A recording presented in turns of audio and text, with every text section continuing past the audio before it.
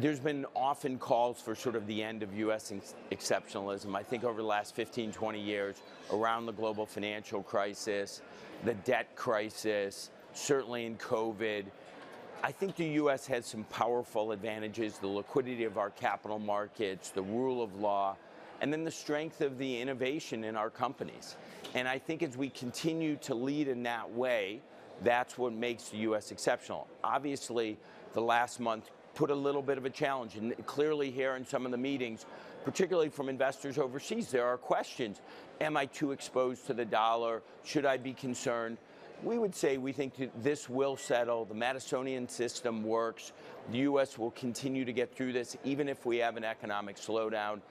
Now, that being said, the dollar had rallied a ton.